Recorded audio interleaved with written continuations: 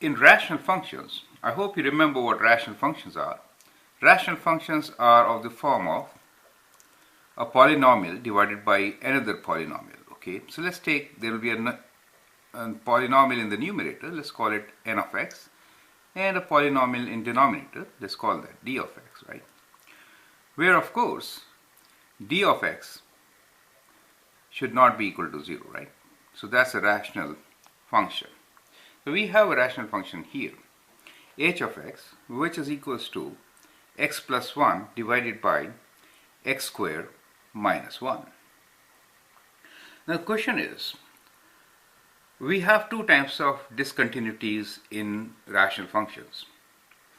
One is because of a vertical asymptote and the other one is because of hole. At times I have found it difficult for students to understand what is this hole. Now here with the very simple example I'm trying to show you both. So h of x is equal to x plus 1 divided by x squared minus 1. So we can factor this, right? And once we factor this, we have x plus 1 in the numerator, and x squared minus 1 is difference of square, x squared minus 1 squared, which we can factor as x plus 1 times x minus 1, correct? Now here, as you see, in numerator and in denominator, there is a factor x plus 1, which can be cancelled. So we are left with 1 over x minus 1. Now at this moment, I would like to explain a couple of things to you. One, whenever you are given a rational function, in that case you can't have denominator as 0. That means there are restrictions on the function, correct? Now, once you factor, the restrictions can be seen. Now here, can you see and tell me what are the restrictions? That means, what values of x can make denominator 0? Because you cannot divide by 0, right? So what values of x can make denominator 0? So this factor x plus 1 will be 0 if I put x equals to minus 1. So I cannot have x as minus 1. And this factor will become 0 if I put x equals to plus 1. And therefore we cannot have plus 1 either. So these are the two restrictions on our rational functions, correct? First thing is, you should write down the restrictions once you have factored the denominator. Now you can cancel. Once you cancel out, you are left with one less term in the denominator and you get 1 over x minus 1. Restriction still is that x is not equal to minus 1 and plus 1. Let me write plus 1. So still you see only one here factor in the denominator, which is x minus 1. But there are still two restrictions. And the restrictions on this are that x cannot be plus and minus 1. Okay? Now, the factor which cancels out, the domain cannot have this value of minus 1. So what does it have at that minus 1 value? It has a hole. Do you understand? That is how the hole comes into picture.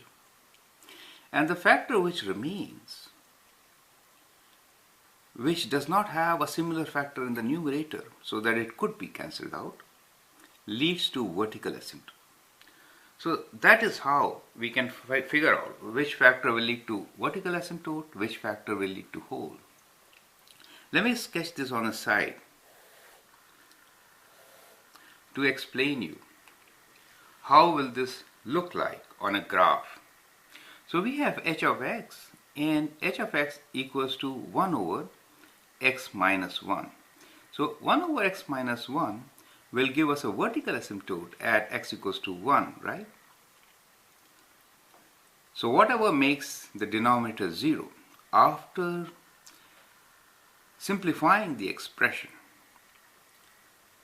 will lead to a vertical asymptote. So we have a vertical asymptote at x equals to 1. So let me draw that vertical asymptote.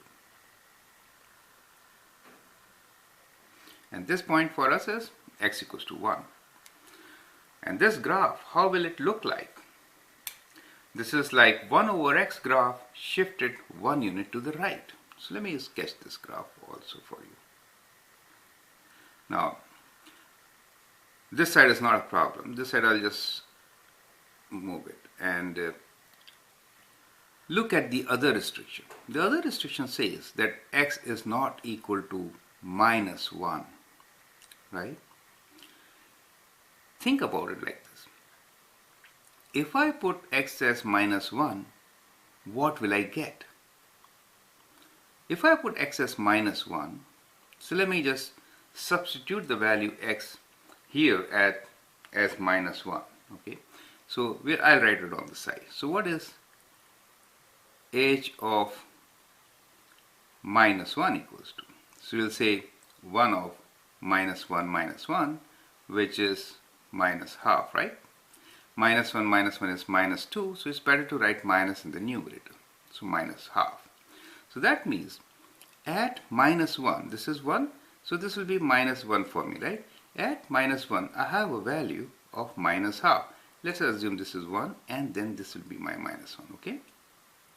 Let us assume this is the value minus half for us, right? So here we are expecting a hole. So this hole is at minus 1, minus half. Do you see that? So this side graph will actually go through this, right?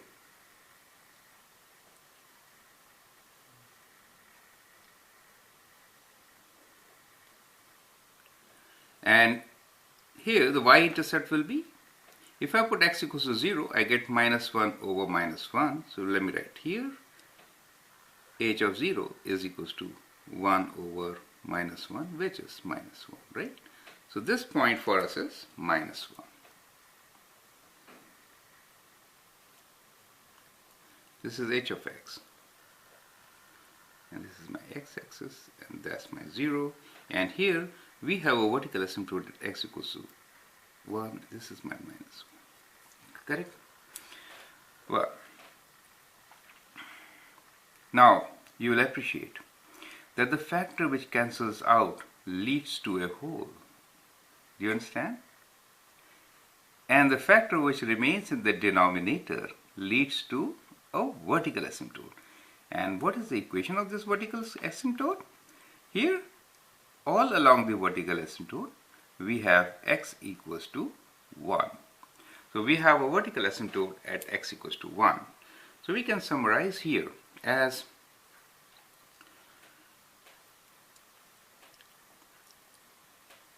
so hole is the result of factors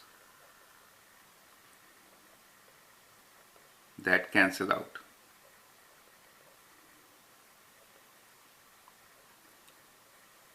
From numerator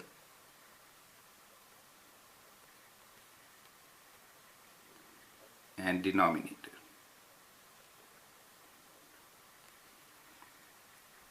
Do you understand? That is very important. Whole is a result of factors that cancel out from numerator and denominator. If I say there is a whole at 2, for example, that means x minus 2 exists in numerator and x minus 2 is also a factor of denominator. When they cancel out, they will lead to a whole, right? And how about vertical asymptote?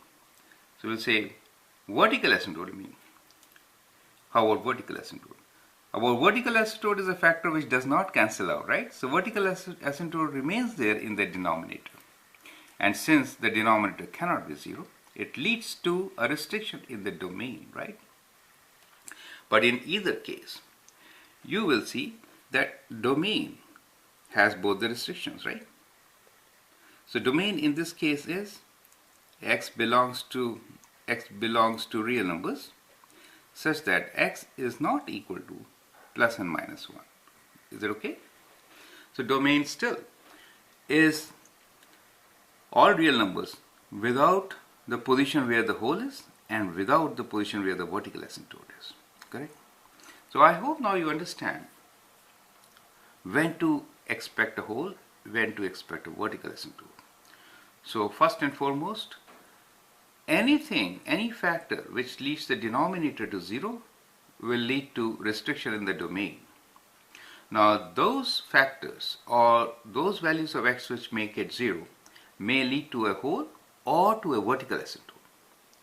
In case you have the same factor in the numerator and they can be cancelled out in the process of simplifying your rational function, then that factor will lead to a hole. If a factor cannot be simplified, then that will lead to a vertical asymptote. Correct? Now I think that should be clear. If it's still not very clear, do let me know. We'll try to give more examples and elaborate on it. Thank you. Have a good look at the definition. Thank you.